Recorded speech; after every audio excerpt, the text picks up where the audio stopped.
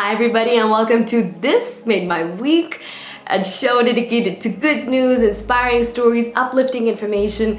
Today feels a little bit special. I feel special. I'm wearing this special gorgeous dress that I never get to wear because today is my birthday. Well, I'm filming it on the day of my birthday, August 27th, and I'm turning 35 years old. So let's get started. The year of 34 has definitely been a memorable one. Well, first of all, I have a son who's almost 2, so I'm in my mom era very much. So it's all about him, but also about me and the journey of motherhood. I also visited the city that I always wanted to go to, which is Rome. I did improv classes that allowed me to be a lot more creative, well, in my creative flow in the present moment. I met some new friends because of those classes that I'm so grateful for. I cut my hair, I took my braces off, I lost my uncle and someone really close to our family, my mom's good friend. I strengthened many relationships and had to say goodbye to others. I worked intensely on my marriage and couples counseling. But most importantly, I think this year, when I look back, what I think about is that I spent significantly less time on social media. If you watch my show regularly or you know me, you know that I'm a life coach. And there was a time when I was really dependent on Instagram and my content to get the clients that I wanted for my coaching practice, and it worked perfectly. I am so grateful for social media because I gained my clientele. These days, thankfully, my clients come through referrals, that's a tough word, so I don't have to constantly be on. But there was a time when I was creating every single day and posting every single day, and I think for me, the biggest change on social media happened not when Instagram changed its feed. No. The shift happened when stories became a part of my everyday life. Being chronically online changed something fundamentally in me, in my brain specifically. Don't get me wrong, I love social media as a creator and as a consumer as well. When it comes to creating, because I was relying on it to get the clients, I used to post and create every single day, and it pushed my creativity beyond my limits, beyond what I believed about myself and what I was capable of. So it helped me grow as a professional and as an individual. Also, creating is an opportunity to pause and reflect and think about yourself and the world. But this constant interruption of being present, because I kept reminding myself that I have to post or I want to post, or how can I capture this so I can post it and fit into the framework that social media gives, whether that's a minute and a half, whether that's a square or a slide, whatever the format is. It took so much energy out of me. It gave me, but it took something away from me, and that is my mental space. It took away my mental space and my time and my ability to connect to the outside world differently. It shortened my attention span. It interrupted so many beautiful moments when I was with other people. It blocked my depth because I was thinking about the format that I was given. And most importantly, it got me addicted to instant gratification. Even though I use it mindfully, even though I use it responsibly, even though I am an adult with fully developed brain, even though I already had boundaries and limits, it still made me addicted. This stuff is dangerous. Like, I don't want to be sounding like a boomer or like, an extremist, but this is the reality. So while being with my son, naturally I use less of social media, and I started to notice that the less I use it, the less I wanted more of it. And the more my life grew and the more options I had, the more opportunities I encountered, the more wonderful moments happened that I did not want to interrupt by holding up the phone. And by the way, I want to highlight that this is not even my job. I'm not, and I haven't received any money from social media. Yes, I received clients, but it's for the work that I did with them. But this content creation, this is not my job. So I cannot even imagine what all the influencers go through. It looks nice and glamorous, and it can be, and it's a wonderful career, but it's a career that never stops, that doesn't have any boundaries, and it does something to our psyches. So I am putting a pause on it, or not even a pause, I'm saying stop to this constant cycle, to this constant scrolling, to this constant creating and posting. And this is why exactly I am embracing a slower pace and a longer format. This is why I love creating on social media like YouTube. That is because YouTube allows me to still create, express myself, say the things that I want to say, and I'd like to believe that create something of value not only for myself but to other people, connect through this channel and through this show. But I'm not doing it 24/7.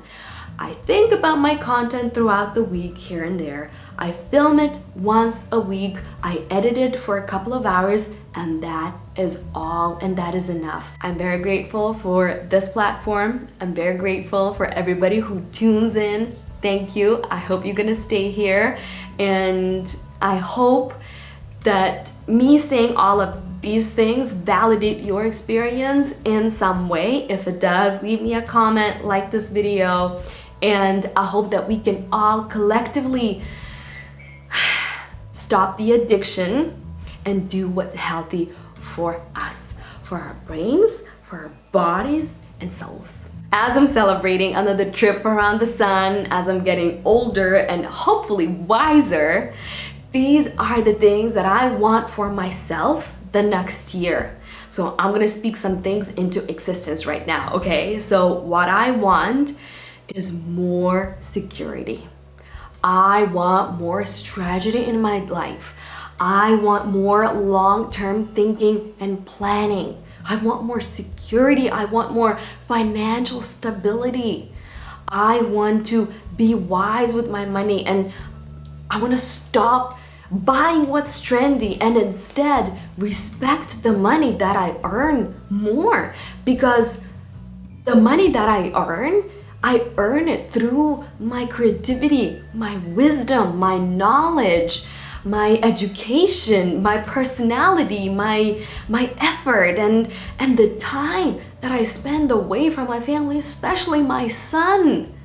These are all the things required of me to earn money. So the money that I earn, I'm gonna respect more and value more. I want to stop this endless interruption and care about online community more than I care about my real community, real people who I can touch and whose names I actually know, whose numbers I have on my phone and whom I can call. I want to invest in my relationships more and actually put more effort, because I know that a lot of the times I fail as a friend, as an aunt, as a sister, not as a daughter, I'm good, I'm a good daughter, as a wife, especially as a friend and as an aunt. I want more gatherings and events. I want to go out more with people, not just with my husband, the person that is easy and is right next to me.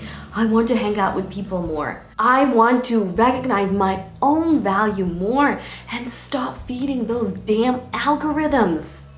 No, I want to use my creativity for something that has actual meaning, that lives beyond the screen, that touches people's lives, people's minds, and most importantly, people's hearts. I love that young energy in me, that spontaneous self, that sometimes carefree, part of me, but I want to take that young girl and help her to step into another stage of her life where she is wiser and where she can use all her life lessons and benefit herself more. Like, I want to take care of me more, you know?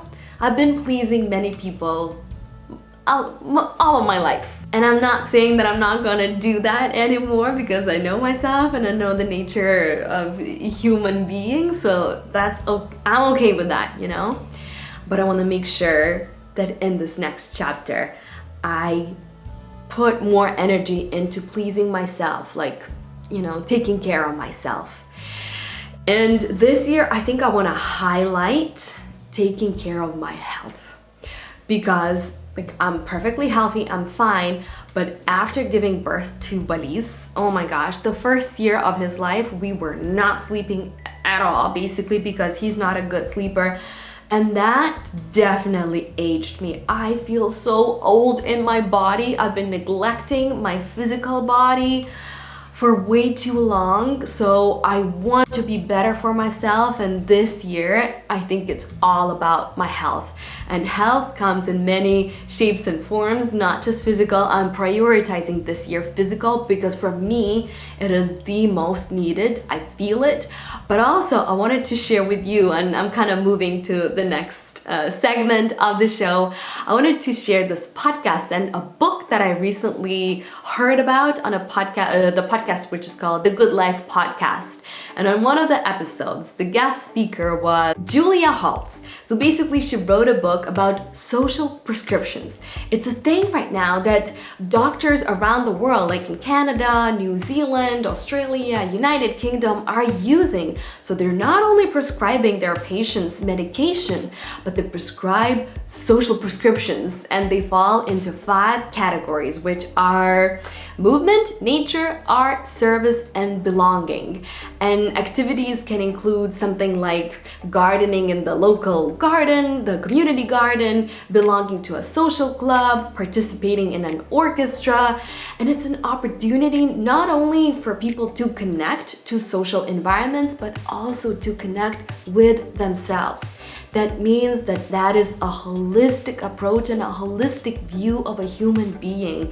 And you know that this is the approach that I love the most, and I call myself a holistic life coach because I really believe that we have to be connected to all of ourselves, our mind, bodies, and soul in order to be healthy. So I love this conversation. I think I'm gonna read the book about it because she gives in this book so many examples that actually worked for people when they were prescribed these social prescriptions. So such a wonderful idea. It totally made my week. I'm gonna leave all the links in the description box. Go check it out. And I'm gonna leave with this quote that Julia said, that the question should be not what's the matter with you, but what matters to you. So, all right, friends, and for the end, I wanted to share, yes, a social media account.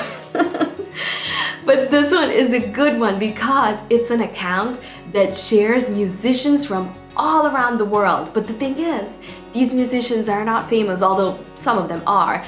But these are everyday people who love music and they play and perform. Some of them like made their own instruments. Some of them sing with their family members, or these are just best friends who just like to sing when they get together. This account is gold, and these people are gold. This is something that you're not gonna see on TV, on your MTV or whatever, or all the, you know, big platforms. This is, for me, this is exactly this account, what social media is about. I'm gonna share a few of my favorite clips. I adore them. Go watch those videos. Go give this account and these people a follow on your social media as well. You are welcome. This is my gift to you. This account and these people, they're incredible.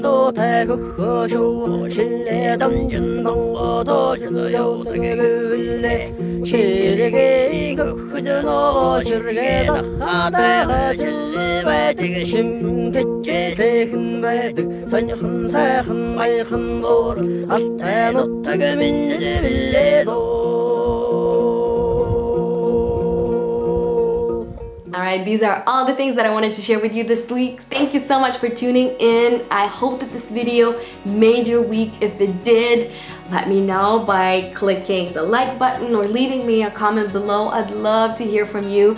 I don't chase numbers here, but I do believe in the message, and what I'm trying to do here is, you know, the spread of the goodness and spread of incredible people and anything that is making my week, your week, our week. So come and join me, be a part of this positive shift in the world.